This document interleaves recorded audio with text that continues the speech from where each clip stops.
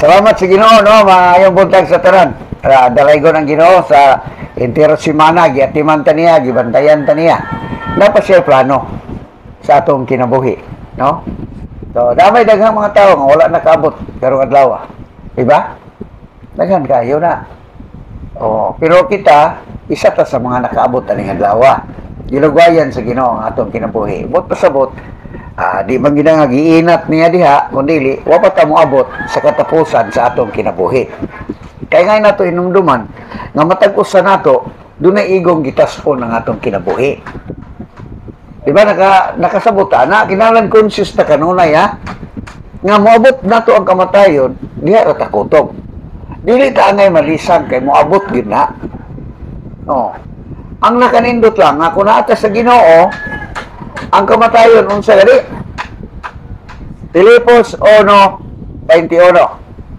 Sa na to. Kay alang kanako ang pagkabuhi mao si Kristo ug ang kamatayon naghatag og dugang nga kabulahanan. Unsa ko rin naghatag og dugang kabulahanan? Saan? Kamatayon. Pero ang pagkinabuhi para kang Kristo. So mo na nga ang usa ka tawo nga nagtuog nagsalig ni Kristo, kabulahanan ang kamatayon. Wala ta nag-ingon ana tungod kay desperado kita. Kamatuoran na siya nga gisultis pulong sa Ginoo. Kay nga naman ang kamatayon sa usa ka tawo nga nagtuog nagsalig ni Ginoong Hesus, ang atong kalag direct na sa Ginoo. Munang giingon sa ikaduhang Korinto 5:8, palabihon na to nga mamiya kita aning luwasa og makig-uban sa Ginoo. Unsa mang tao makabiya sa lawas, kanus amang ka, makuyog-kuyog mo na nimo imong lawas. Panahon nga mamatay na ta. Ang atong kalag mobiya sa lawas. Di ba? Daghan ta nakakita nga naay nangamatay dito, tuyod na kayo dito sa lungon. Ang iyang kalag wala na dito muuban sa lungon.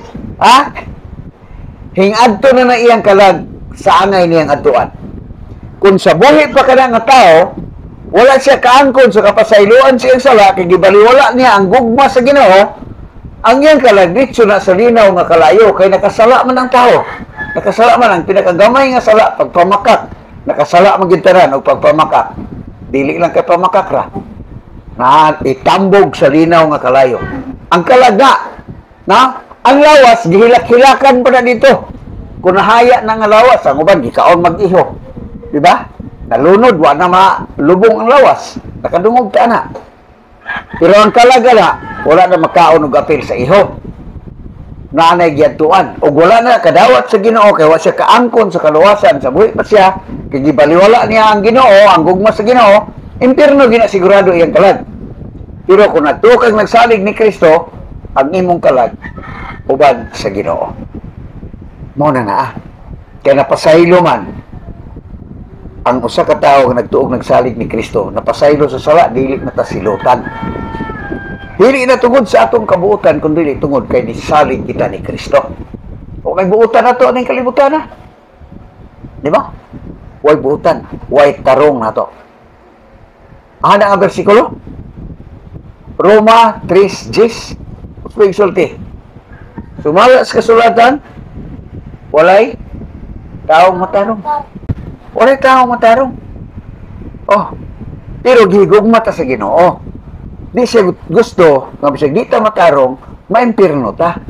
Saan sa mga paagi nga di ta maimpirno, gipadala niya iyang anak si Ginoong Hesus diri sa kalibutan, nagbayad sa silot sa atong kasalanan, pinaagi siyang kamatayon dito sa krus sa Kalbaryo. Nga karon kung mutuo ka kaniya, iya kang pasayloon, dili nakasilutan.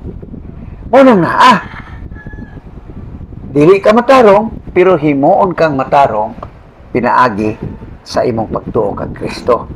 Muna na nga ngayon na ta magsimba sa Ginoo kay ira ta gimatarong sa atong pagtuo. Ang Tinuod dili ta matarong. Pero sa mata sa Ginoo gimatarong ta niya, dili na basta-basta nga pagkamatarong. Pagkamatarong na siya nga iya sa Dios, isulob niya sa ato or gibistihan tag puti kayo ba nga wa gigamay nga mansa. sa tubangan sa Ginoo. Kaya pagkamatarong na sa Dios nga natua. No, atong basahon nabi, ikaduhang Korinto 5:21. Walay sala si Kristo, apan gipaka makasasala siya sa Dios aron kita ang mga tao sa atong pagkahiusa kaniya, mahiusa ta ni Kristo, makabaton sa pagkamatarong sa Dios. Makabaton. Unsay mabatunan? Ang pagkamatarong sa Dios. Kano sa diya nga mahiusa ka ni Kristo? Kano sa ka mahiusa ni Kristo? Sa diya nga mutuo kag musalig ni Kristo. Dili basta-basta nga pagkamatarong sa Dios. Mo nang angayan ta mo puyo sa langit. Kay ang pagkamatarong sa Dios mo nang gisulob na to sa diya nga mituo kag misalig ni Kristo. Mo na nga no? Sa aktual na to pagkinabuhi, daghan tag sala, daghan tag sayo, daghan tag kapakyasan. Pero tungod kay si Kristo imong gisaligan, paglantaw sa Ginoo sa imo, angayan yung ka sa langit, kanunay. Una nga magkinabuhi ta nga makalipay sa Ginoo. Una ang Ginoo, tungod kay nagtuon na kag magsalig ni Ginoong Hesus, dili lang kay gipasaylo ang imong sala, gihimo kaniyang anak, gihimo kaniyang matarong, gitawag pagyud ka nga minahal nga anak sa Ginoo. Murang giingon diya sa Efeso 5:1. Ato ning hinumduman basahon ginato kanunay para butang gyud sa atong una-una nga sa diya nga mituo ka tag misalig ni Kristo, dunay nagmahal na to. Ug walay lain nagmahal na to nga perting pagmahal ang Dios nga labing gamhanan. Nasa Efeso 5:1. Sanglit kamo minahal man nga mga anak sa Dios. Tanawa, minahal nga mga anak. Di lang ordinaryong anak. Sa diha nga manamin ka, kay nagtuo naman ka, midawat naman ka ni Kristo, ingna ang imong kaugalingon. IB, minahal ka nga anak sa Ginoo. Di basta-basta na. Mary Jane, imong anino ba, imong ingnon, minahal ka nga anak sa Ginoo. I-rebind nimo imong kaugalingon nga naay nagmahal nimo ang Dios nga labing gamhanan sa nga tanan. Daghang mga tao karon nga insecure sila kay walay nagmahal nila. Di ba? Muna adto na lang sa droga, pos lang way magmahal na. Di ba? Tagay pa day. Pero hinumdumi nga ang Dios nagmahal nimo, kanus aka gimahal na imong pinalangga, minahal nga anak sa Dios. Sa diya nga mituo ka ni Kristo, di ba? Ang tanan nga midawat og mituo ni Kristo gitagaan niya katungod nga mahimong anak sa Dios. Tungod kay mahal kang anak sa Ginoo, gilatid niya ang angay nimo buhaton para maayo ang imong kaugmaon aning kalibutana. Kaya pag diya nimo ang aning kalibutana, maayo na magid imong kaugmaon dito sa langit. Pero samtang niya patadiri gusto sa Ginoo nga magmalipayon ta diri sa kalibutan. Mo nang wala siya magkulang, na siya gilatid siyang pulong. Mo nang magbasa ta kanunay sa pulong sa Ginoo. Di ba? Ang tao ng bulahan nga tao kadtong wala mosunod sa tambag sa dautan. Di ba? Wala magkinabuhi sumala sa pagkinabuhi sa mga tao dautan. Pero ang iyang kalipay, ano man? Salmo 1:2 ba? Ang iyang kalipay, sa kono? Nagmalipayon siya pagtuman sa sugo sa Ginoo ug nagtuon siya niini adlaw ug gabi. Nganong gatuon man kay gusto sa Ginoo nga makahibaluta sa iyang kabubuton sa atong kinabuhi. So ang klaro nga kabubuton sa Ginoo ni aman siyang pulong.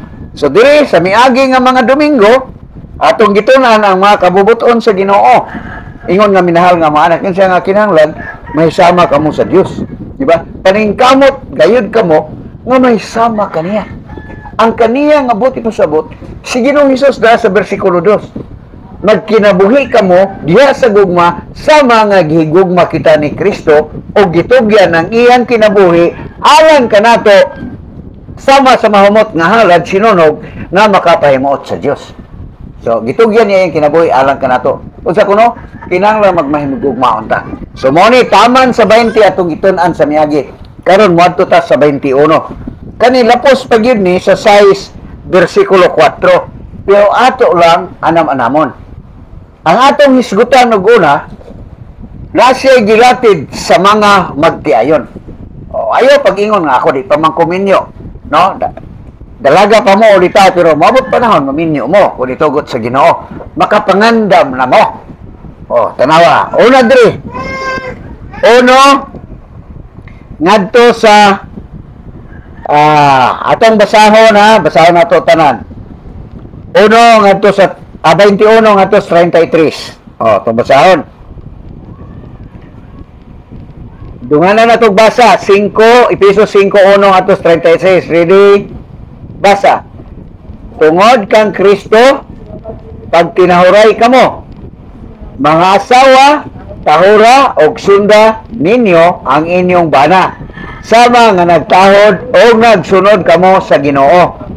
Kay ang bana mao ang ulo sa iyang asawa, ingon nga si Kristo mao'y ulo sa simbahan, o si Kristo mismo mao ang manluluwas sa simbahan, nga mao ang iyang lawas. Busa, kinahanglan motahod o mosunod ang mga asawa sa ilang bana, ingon nga ang simbahan nagtahod o nagsunod kang Kristo. Mga bana, igugma ang inyong asawa, ingon nga gihigugma ni Kristo ang simbahan o gitugyan ang iyang kinabuhi alang niini. Gihimo niya kini aron paghayag sa simbahan ngadto sa Dios, uman niya kini hugasi sa tubig uban sa pulong. Sa ingon niini, ikatugyan niya ang simbahan alang kaniya mismo diya sa bug-os niyang kaanyag, putli ug walay ikasaway, walay buling o kunot o bisan unsang apan.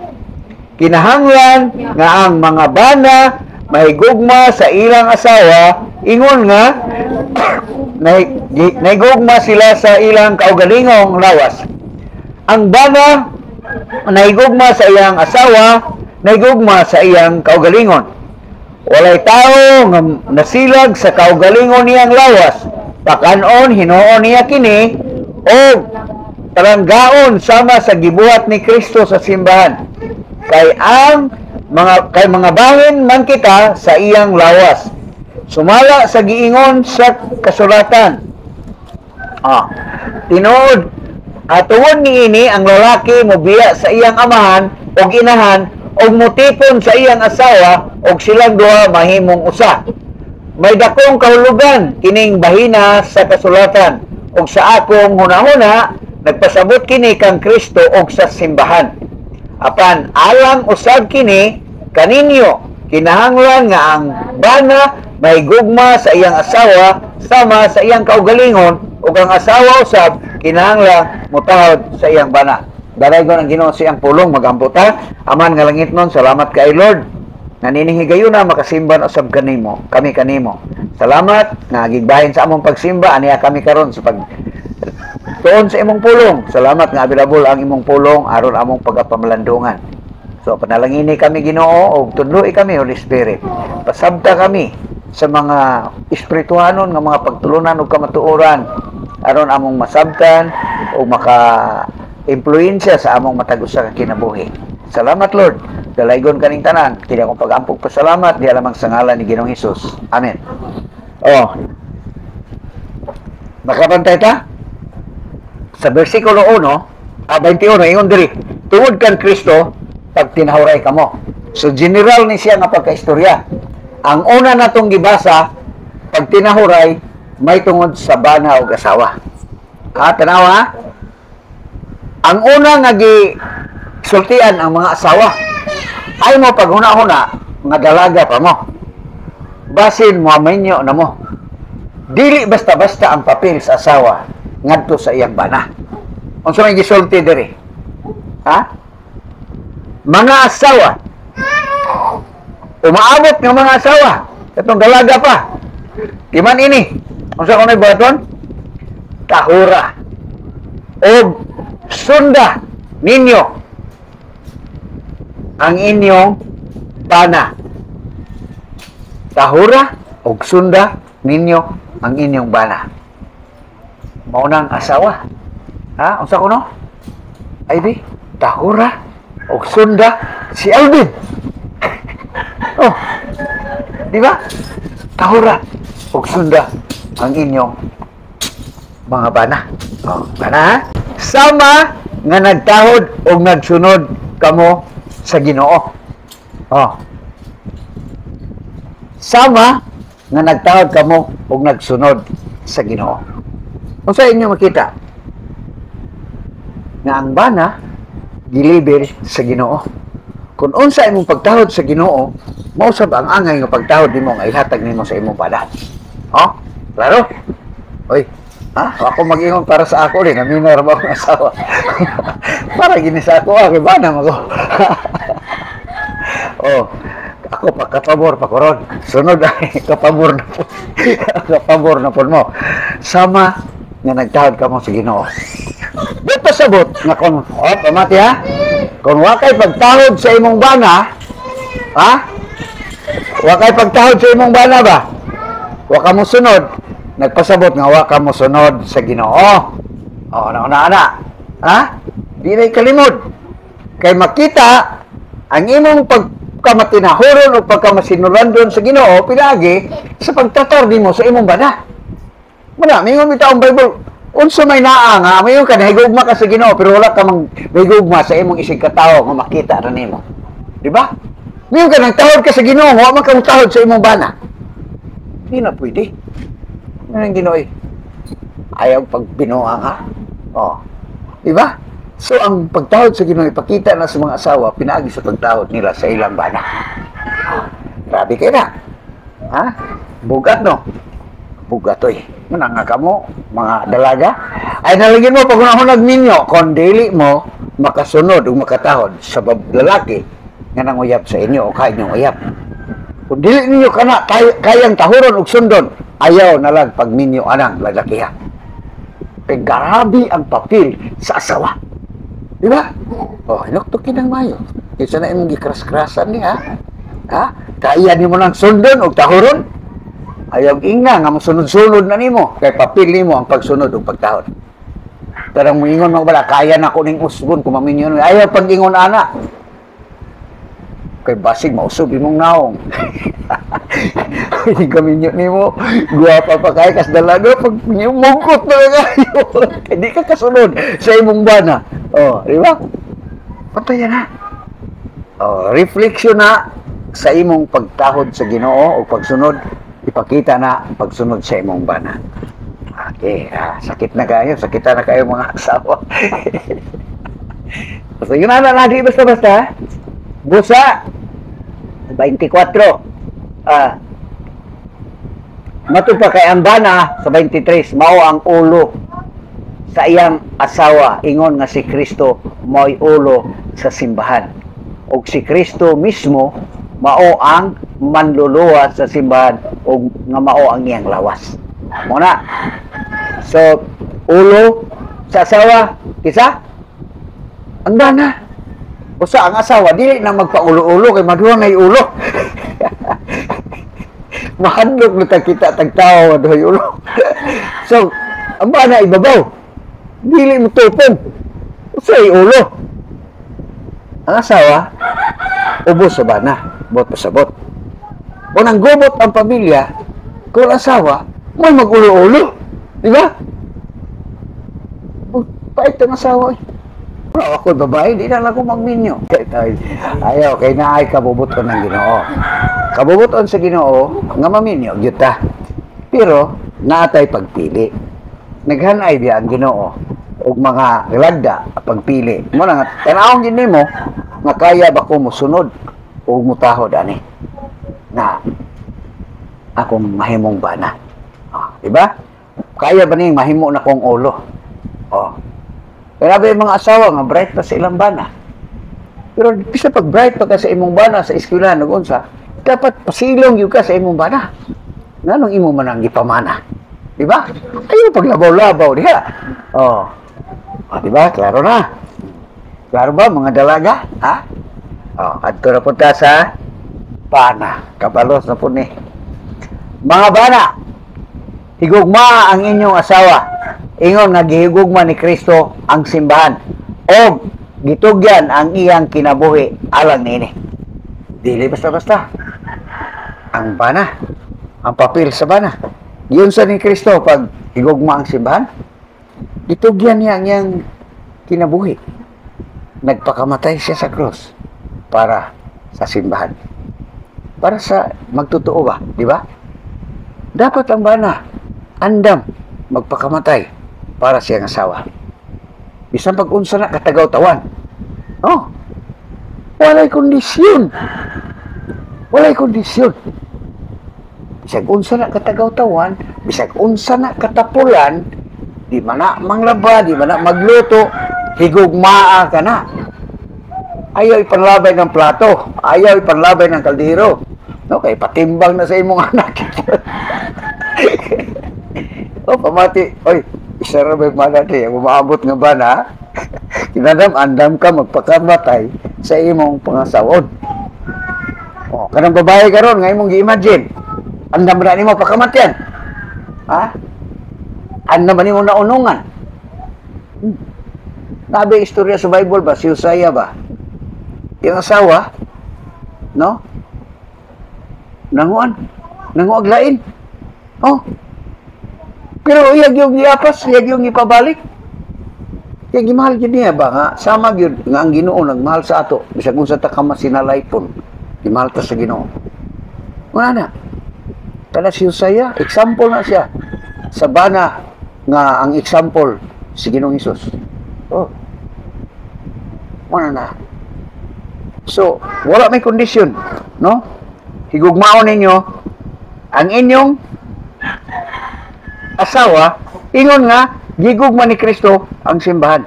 Kanang mga magtutuo mo nang nahimong simbahan man. Pero sa wala pa kami yung magtutuo, dautan kay ta. Ipakamatyan ta ni Kristo. No na ana. Ibaliwala na to ang Ginoo pero nahigugma siya nato. Ingon ana ang paghigugma nga ihigugma sa bana ngadto sa iyang asawa. Oh. Di ba? Padayon na to. Ang example si Kristo. Gihimo niya kini ni Kristo nino aron paghalad sa simbahan ngadto sa Dios human niya kini hugasi sa tubig uban sa pulong. 27. Sa ingon niini ikatugyan niya ang simbahan alang kaniya mismo diha sa bugos niyang kaanyag. Putli o walay ikasaway. Walay buling o kunot o mansa o unsang apad. Oh, diri dayon. Bana. 28. Kinahanglan nga ang mga bana mahigugma sa ilang asawa ingon nga nahigugma sila sa ilang kaugalingong lawas. Ang bana nga nahigugma sa iyang lawas nahigugma sa iyang kaugalingon. Walay tao nga masilag sa kaugalingon niyang lawas. Pakanon, hinoon niya kini og tanggaon sama sa gibuhat ni Kristo sa simbahan. Diyon sa pagpangga ni Kristo. Tanawa, imagine na, no? Bana pamati. Nga gusto ni Kristo nga walay gamay mansa, maanyag ang simbahan nga ikaihalag niya nga to sa Ginoo. Mosab na ang imong tinguhaon bana. Bana? Paliti o makapaanyag ang imong asawa. No? Dili lang ni mga material. Mas mugwapa ang atong asawa kung wala ka maghatag og problema ana. Di ba? Pero gahatag kag problema. Talagsar kay kita sa inyong panimalay. Sa wala kay trabaho, gikan kag trabaho, dapat na ka sa inyo, tuwa ka sa imong barkada. Oy, ka mahinangop, magikan ka sa trabaho ato ka sa imong asawa. Di ba? Ana.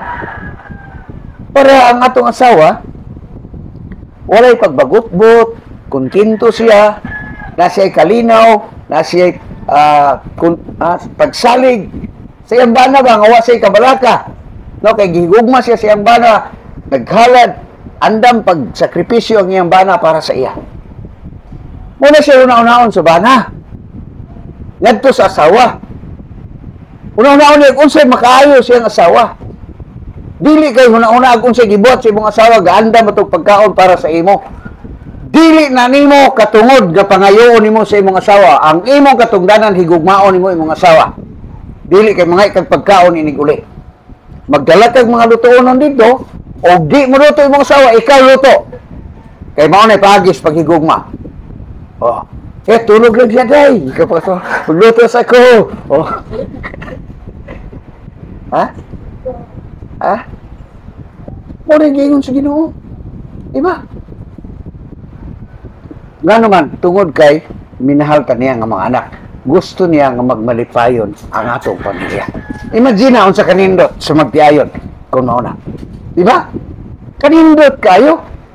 Munang idea nga gihatag sa Ginoo. Kay palangga taniya, mahal kaniya ang anak. Munang na Naon sa may ato na. Kamo nga minyo na, di naman mo kaatras, bata lang ninyo ang inyong katungdanan. Kamo nga mga ulitaw pagdalaga, kunaw na ninyo, alisir mo musulod ang mga butanga. Kunaw na gayo pagayo. Nga ang kaminyoon para magmalipayon, ang magtiayon, sakripisyo na sa usa. Ayaw lantawa unsay makaayo nimo. Lantawa kanunay unsay makas. Ikaw ba na lantawa unsay makaayo sa imong asawa? Ikaw asawa lantawa unsay makaayo sa imong bana. Malipayon kamo duha. So basahan ni sa inyong balay. Ikabot ito.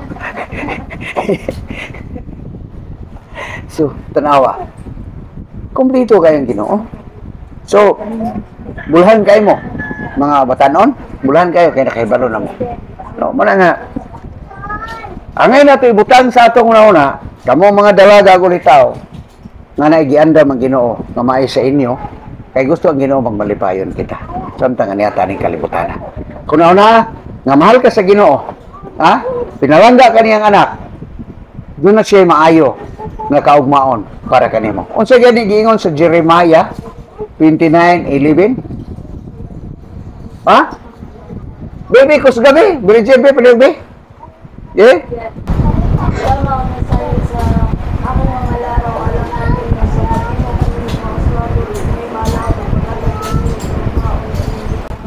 O na, anak. Naiplano ang Ginoo sa imo. Nga kaayuhan ba? Inay maalaot. Gusto sa Ginoo magmalipayon ka. Pero nga ano mang daghan mang magtiayon, bisag Kristohanon, wala malipayon. Nagkulang ang asawa, nagkulang ang bana. Maningil mga asawa. Kung si katungdanan sa iyang bana nga to sa iya. Wala man mag-ingon ang Bible nga maningil ka. Buhata ang imong katungdanan nga to sa imong bana. Ang bana po, maningil po sa asawa sa iyang katungdanan nga to niya. Wala mag-ingon ang Bible nga paningla ang katungdanan sa imong asawa diya kanimo. Buhata ang imong katungdanan nga to sa imong asawa para magmalipayon mo duha. Mo nang naa. Kaya plano ang Ginoo. Gusto sa Ginoo samtang taaning niya taning kinabuhi unsay giingon niya sa Juan 10:10? Unsay giingon sa Juan 10:10? Wala na ko na ikahatag nga memory verse Pwede niyo na memorization. Muna pasalig sa Ginoo. Paano mga kawatan? Muhan niya aron lamang magpangawat. Jisong. Patay. Sige pa na yun. Apan. Sige. Ko aron makapaton ka mo o kinabuhi para tatagaw.